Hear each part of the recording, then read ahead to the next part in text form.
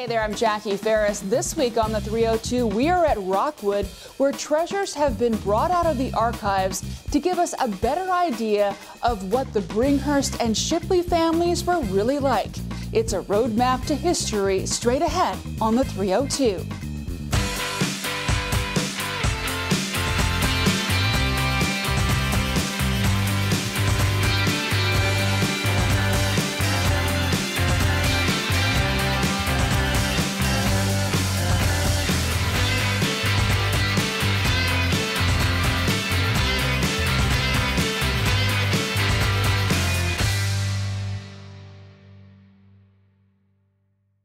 They say you don't truly know a person until you've walked a mile in their shoes. The 302 is at Rockwood today, and while we're not trying on any shoes, we are going through some old letters that belong to the people who lived here and people that they knew. We're joined now by Ryan Grover to talk to us a little bit about all these fascinating pieces of history. Ryan, thank you so much for joining us. Thank you for coming back. Now, there are so many, you are so lucky to have so many artifacts related to the Shipley and the Bringhurst family, including these documents. And these were just a tiny sample of the things that we have here in the house, but they represent thousands and thousands and thousands of documents that are shared both between Rockwood Museum as well as the University of Delaware Special Collections. Now, we're really fortunate to be able to see them because these are not things that are typically on display. So I just want to dive into this behind the scenes sort of episode here at Rockwood. So let's talk a little bit, first of all, about, the timeline of some of the letters that we have here. A lot of the materials that we have found at Rockwood, they start in the early 1700s and they continue up until the 20th century, which is interesting because Rockwood was actually built in 1851. So a lot of the papers that we own here are correspondence, deeds, other kinds of materials associated with family members who would later move to Rockwood in the 1850s and the 1890s. So they brought their own archives and then left them here. So there's one document where Joseph Shipley is writing to Edward Bringhurst about property. Can you talk to us about that letter? Yeah, so in 1850, Joseph Shipley is still in Liverpool, England. He was still working as a banker, as a merchant, and he was getting ready to retire. And he contacts his nephew, who he had been in contact with here in Wilmington, a guy named Edward Bringhurst. And he says, this letter really explicit directions about, I would like this farm, and that I would like you to buy another 60 to 80 acres on either side of this farm so that we'll be able to enclose two different streams into one estate, which is exactly what the park looks like today. That's amazing when you kind of see the beginning and everything. And you have documents that kind of follow through to the construction and the actual moving in? Or? We have everything from correspondence with Joseph Shipley and his architect, who was still back in Liverpool, England. We have some of the original drawings that were used for the house, some of the drawings that were done for the first renovation or the first expansion that happened around 1857. We have receipts about all of the plants that the horticulturalist Joseph Shipley planted in his garden spaces around the house. We know who the operators were that were creating the house. We know where the materials came from. We have a lot of information. Very detailed. Yeah. Now, for the folks who maybe didn't see our architecture special that we did on the 302 about Rockwood, talk to me a little bit about, those architectural plans. What kinds of designs do we see whenever we drive up to Rockwood? Well, part of it has to do with the position of this house in the landscape, so exactly how it was going to face, where how people were going to come into it, how people were going to sort of operate around it, and how it was going to be positioned within its very important garden. Because remember, the garden hasn't changed any bit more than the house has in 170 years. But then it had to do with like what kind of materials, where were you going to, what kind of roof materials were going to use, what sort of indoor plumbing were you going to create, how are you going to fill the kitchen? Like all of these sort of decisions were really thought out on paper, and we have a lot of those correspondence. Now, one of the things that I think is really cool is you have a check here with a letter kind of saying, I'm sending you this check. Can you tell us a little bit about that? Well, this was Joseph Shipley saying thank you to a cousin of his in Philadelphia for sending his monthly check. I think the cousin probably had borrowed a really large sum of money from Joseph Shipley. Back in the day, I think it was about $15,000, and he was sending checks of about $300 to $400 a month for a couple of years, paying it back. Interestingly, he also kind of Joseph Shipley. So Joseph Shipley had gout, and he had lots of other sort of physical ailments. Every letter that I've ever read to him starts with a page and a half about what's happening with his body at that moment. He was very in touch with his own sort of self-care, and he seemed to tell everybody about it, which is hysterical, and very Victorian in a very strange way. But then he goes into talking about some court case that was happening outside of the United States, where an individual who is seeking to become a naturalized citizen of the U.S. gets into trouble in another country and wants the U.S. to bail him out, and he starts to let his very traditional sort of personality shine through, and he's kind of an hysterical figure when you're reading these letters. So it must be really interesting to kind of get a flavor for these folks, by reading these letters, him basically saying, this is how I feel about this situation, that kind of thing. It doesn't take long at all. They're all, they're as opinionated as we can be on social media, and you can see, we've all experienced some of the lambasting that can happen on social media. Sure.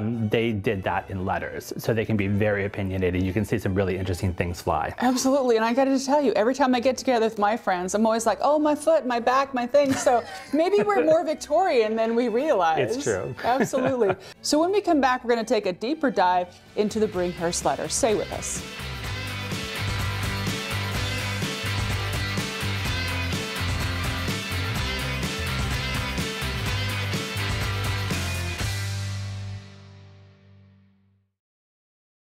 Hi, my name is Halsey Spruance, and I'm the director of the Delaware Museum of Nature and Science. We love exploring with 302. Welcome back. We're taking a deep dive into a fraction of the letters and documents of the Shipley and Bringhurst families. I'm joined by Ryan Grover, who's kind of our tour guide through this glimpse back into history. Now, one of the most fascinating objects that we've been able to check out for the show is the memoir of the brief life of Paul Cuffey, who was an African-American sea captain.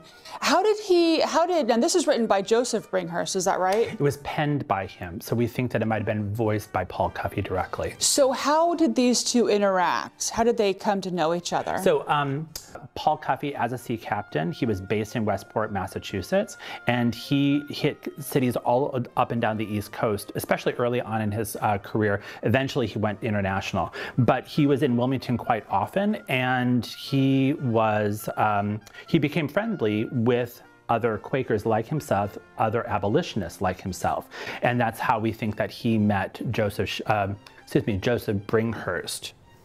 So it's obvious that these two men were very close, because he actually writes, Bringhurst actually writes down his history. Now, do you believe this was a dictated history, or? So there's indications when we're reading through this memoir that Paul Cuffey might be the person who is speaking in some cases, and then it might also have some sort of annotation by Joseph Bringhurst. But it seems like he was given this information, and Joseph Bringhurst sort of wrote it down in this biography.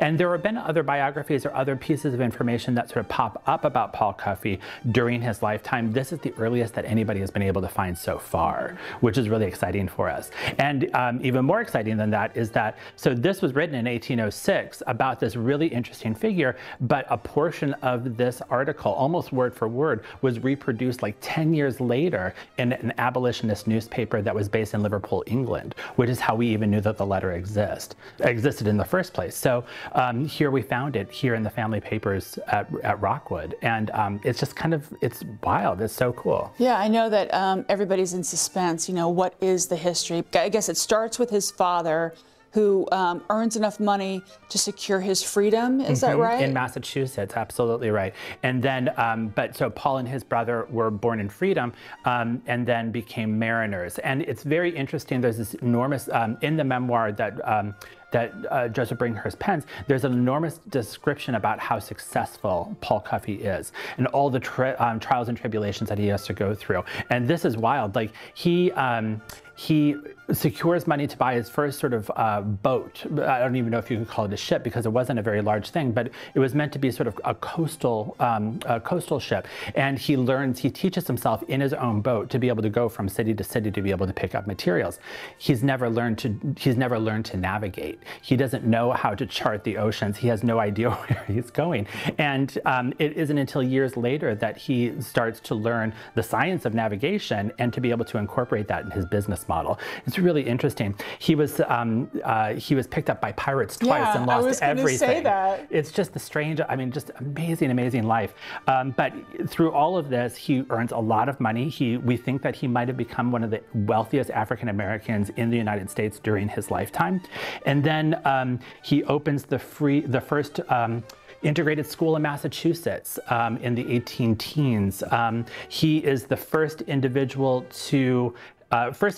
of African descent to have a formal meeting with President Madison. Wow. He and his brother petitioned the court system in Massachusetts to be able to vote because they were paying taxes. Were they successful? They were not. But he was one of the first in the nation, one of the first African Americans to petition for the vote. Eventually, much later in his life, he starts up a really interesting experiment, really, where he's trying to find freed African Americans here within the United States and to set them up in business in Liberia, Africa, so that they can become trading partners for individuals who wanted to leave the United States and return back to Africa. So really interesting guy, and just had his thumb in a lot of different pies. And he seems to have been a first with a lot of very interesting things around the issue around abolitionism. It really was a fascinating read. One thing I thought was really cool was that his father married a Native American, and then he married a Native American, but it didn't say from what tribe. I don't think. I have not done the research to be able to look into it, but I know that there are a couple of tribes associated with that area in Massachusetts. And so he had kids. Do you know if I know that there are Bringhurst descendants, but are there Cuffey descendants in this area? Also don't know. Wow, maybe that's another 302 coming up. Excellent. So when we return, we're going to take another deep dive and look into some possible recipes. Stay with us.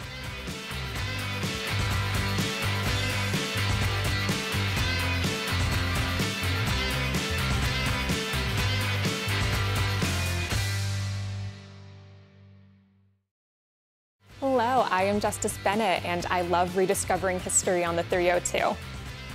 Welcome back. We're talking about all of the wonderful artifacts, letters, books, things of that nature. But now we're going to move on to sort of like a photo album of the day. Bessie Bringhurst makes this huge album about her little brother, Edward. Yeah, it's almost kind of like a scrapbook. Yeah. And just to remind everybody, so Bessie Bringhurst and her siblings, her parents, they moved to Rockwood in the 1890s. And the youngest of her siblings is this guy named Edward III. He later changes his name to Edward V, another very funny Victorian story. But in his first years, she creates this booklet. So this is even before they moved to Rockwood. This is probably like 1884 to about 1890, just in the few years before Bessie herself goes off and is married. And this is maybe the first 5 or 6 years of her young brother's life. And it's almost day-by-day experience about what he did, what he said, the things that he drew, another photograph. This is the most photographed child in Wilmington, Delaware of the 1880s, 1890s, and it's just, it's remarkable the amount of detail that she places in it. Locks of his hair, little drawings that he created. It's pretty impressive. It really shows how much she loved him and must have adored him because, you know, she was obsessed with tracking everything, and the pictures are amazing. You know, he's got these brown ringlets and he's, you know, by some flowers, or he's hanging out with his grandmother, and it just really seems, you know, like an adorable, you know, I guess, capture of what it must have been like to be a child. I think adorable is the perfect word here. I think that he was heavily adored. he was kind of like the little prince, it seems, of the family. He was the first son born, and I think that he might have been unexpected because he was born several years after his earliest sibling, so who was probably 10, 15 years older than he was. So his mother, we did the calculations, his mother was probably close to 40 at the time that he was, born, which was not unheard of in the 1880s, but was not safe either. So, yeah, it's really, really interesting that this little boy flowers out, and every photograph that he's in is in a velvet suit with ringlet curls and little dogs and all these toys, and it's really, really amazing. So whenever you go through the pages, there's a drawing of Bessie, and it appears that she's in the dress that takes your attention anytime you go up the stairs. And we've had it on the show a million times. It's beautiful. So talk to me a little bit about the sketch and maybe its connection to the painting in the hallway. It's the wildest thing. So we know that Bessie Bringhurst Galt-Smith, which was her married name, she was presented at the court of King George V twice, in 1911 and we think 1914. And so what we think this drawing is of Edward's understanding of her presentation in 1911, wearing a print dress, to the king, to the monarchs of England at the time. So the monarchs are depicted under a canopy. She's wearing this pink dress, but it's so charming because it's all done from a child's perspective. And you can tell that all these little details are added because someone told them these little details were a part of it, part of the story. Do we know if he sketched it or someone else sketched it? We're assuming that he sketched it, and it was probably added to the album a few years later after Bessie stopped writing into the album.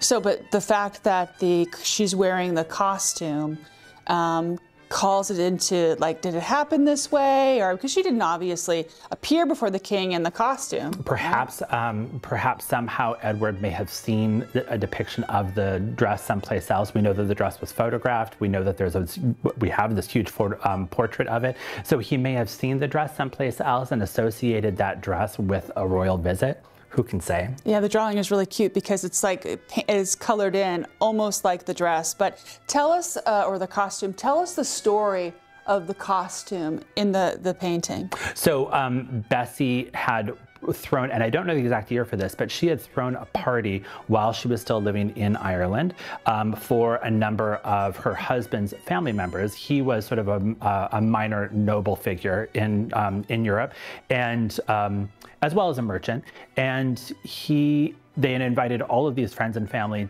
to this castle that they lived in Northern Ireland, because of course. But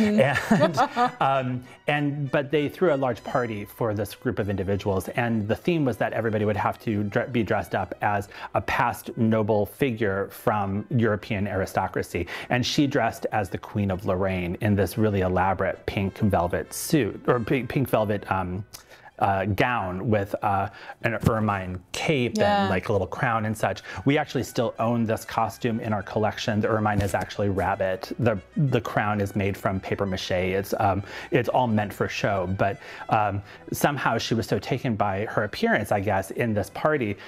She and a lot of her guests were photographed at the party, and then she later had the photograph turned into a life-size portrait of her as the Queen of Lorraine. It really is beautiful. And completely over the top. Absolutely. And I guess Edward was kind of obsessed with, royalty. You mentioned that he changed his the number behind his name from 3 to 5. So he was also presented at court in 1914. So he was visiting his sister, and they were given an audience during a reception to King George V and his queen. And apparently Edward was so taken by the experience that Edward III came home and legally changed his name to Edward V. That's amazing. Now, are there any documents of you know, this meeting? Because I can imagine, you know, that would have been all the rage, telling all your friends about, oh, you know, I met the king, I had an audience, or... We haven't found any sort of formal invitation to the experience. Like there was no letter from the court saying you can meet the king on this such and such date. But we do have photographs of Edward in his presentation suit. We still own the suit, so the suit that he was presented at court, and there was a portrait that was created of him wearing that outfit as well. Now, I'm not a English monarch expert, but this would have been Queen Elizabeth's father? Grandfather. Grandfather. So one last thing before we go, I have to ask you about the recipe cards. So exciting. So we have so many collections, so many materials here that represent the owners of Rockwood, and we have extremely few things that were left about the people who worked at Rockwood. But we were able to find a recipe box. And this was from the early 20th century. Wow. There are some clipped magazine pieces in it as well, but it's filled with recipes, and all of it is desserts, probably from the 19-teens up through the 1930s. I haven't done the research yet to find out exactly which cook was working here during that time frame, but I have some suspicions. So this is interesting from two perspectives. One is that it's written manuscript material left by people who worked here, which is super exciting, and that individual was more than likely African American, which is doubly exciting for us, because we would just want to be able to represent lots of different types of people here. So it's fun what they collected, fun what they put into this box. We haven't quite sourced out which magazines they were looking at to find out where they were getting their recipes, but somebody definitely had a sweet tooth in this house. Well, you know, there's a guy on YouTube that does 1900s recipes, so maybe this is a new course for you to go. Maybe have a class for you, cooking with the Bringhurst, something 1920s like that. Cake edition. There you go. Well, thank you so much for sharing all of these documents, and we hope to come back and do it again really soon. Anytime. All righty, we'll be right back.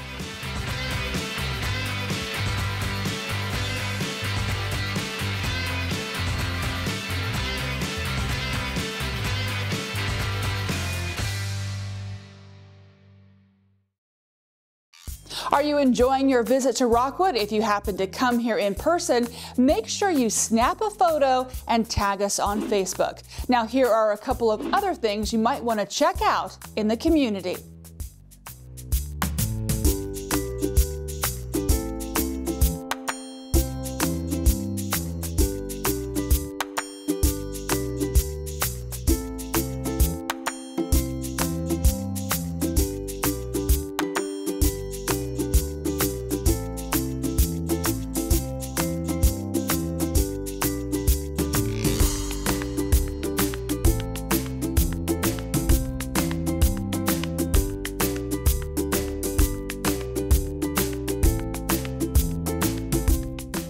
Information on any of the events or exhibits here at Rockwood, you can visit rockwood.org. That'll do it for this week's episode of the 302. Make sure you follow us on Facebook for behind-the-scenes videos, photos, and information. We're going to leave you now with some beauty shots of the gardens here at Rockwood. Until next time, I'm Jackie Ferris. Tell them you saw it on the 302.